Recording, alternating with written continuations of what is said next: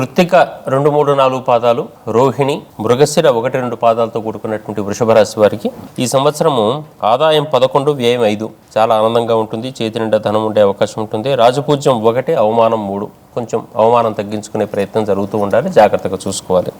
అదేవిధంగా ఈ సంవత్సరం అంతా కూడా శని సంచారం పెరిగి లాభస్థానంలో కనపడుతూ ఉండటం వల్ల అనేక రూపాల్లో వీళ్ళకి లాభాలు ఉంటాయి.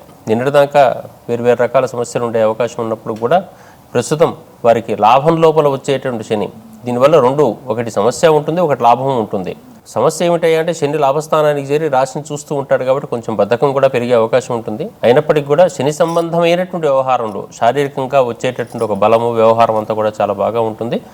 ఈ శని ప్రభావం అంతా కూడా వీరికి శ్రేయోదాయకంగా ఉంటుంది. అదేవిధంగా గురు ప్రభావం వల్ల ఈ సంవత్సరం మొత్తం కూడా వీరికి మే 14 వరకు ఉండేటువంటి సమయం లోపల కాస్త శారీరకమైనటువంటి ఒత్తిడి, శ్రమ ఏర్పడే అవకాశం ఉంటుంది. ఊరు దాటి తిరిగేటువంటి అవకాశం ఉంటుంది. దేశత్యాగం అంటారు దీన్ని.